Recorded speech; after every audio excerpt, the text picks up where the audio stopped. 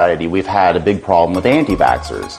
And I have a solution to the anti-vaxxer question. And some might even say the final solution to the anti-vaxxer question. Here's what we're going to do. Just to start, we're going to take little stickers and we're going to put them on the houses of all the unvaccinated people, just so people know who they are and where they live. And if that doesn't work, what we're going to do is take all the unvaccinated people, put them on cattle cars and ship them off to work camps. Nice, big, powerful work camps, either in Northern Ontario or in Quebec. And here's how this is going to work. We're going to force them to work, free labor, get them to build this stuff, and segregate them. So it's killing multiple birds with one stone. Not only are we taking these dirty, disgusting, unvaccinated people and removing them from society, but we're also using them to work for us. And we can even loot them and use their assets to fund other parts of society. Now, the way this will work is that they can leave at any time, as long as they are vaccinated. And I think it's a brilliant idea.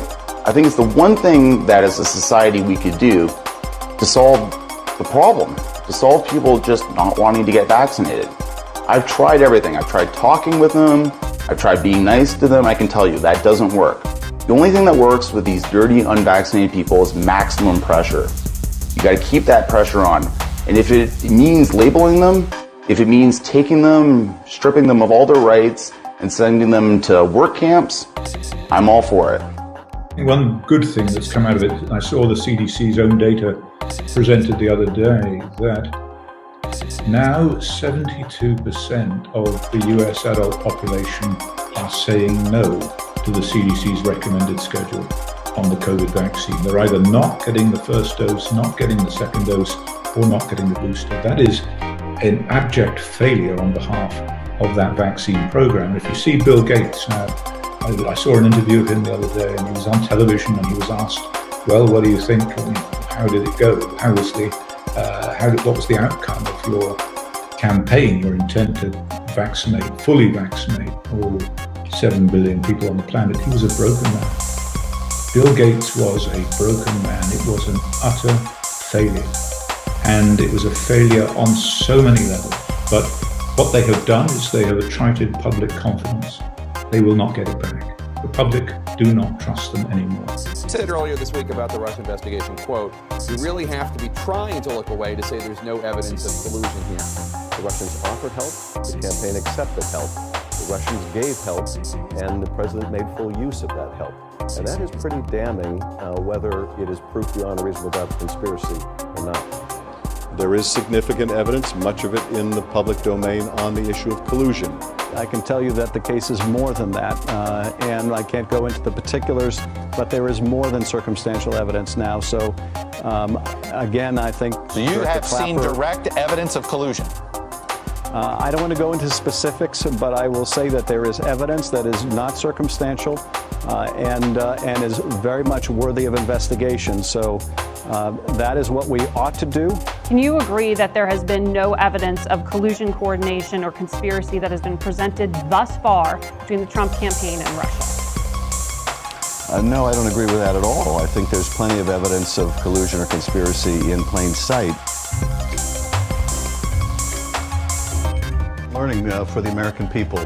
There were several lines of effort to overturn the election. Multiple lines of effort to overturn the election. In trying to overturn the results of the election. Remember that day quite vividly. Multiple lines of effort to overturn the election. There was, of course, the lies being promulgated by the former president, efforts at the Justice Department and state legislators, efforts with local elections officials.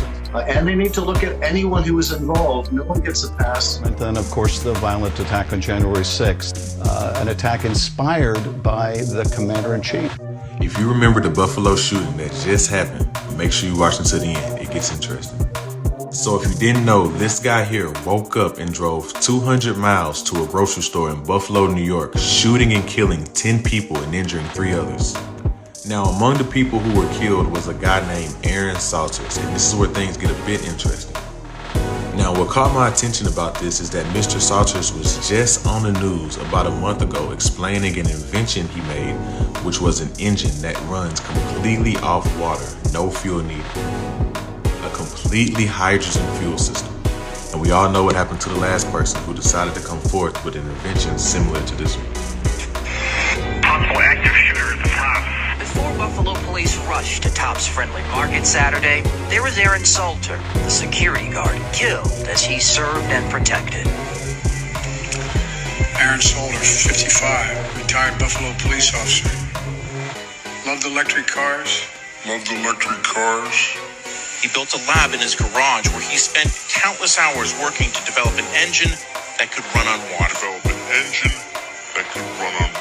It's not running off a gas fuel? No, there's no gas fuel. I can't tell you how I use it. I do have a patent pending. A local inventor has discovered a way, hear this, to use water to run your car.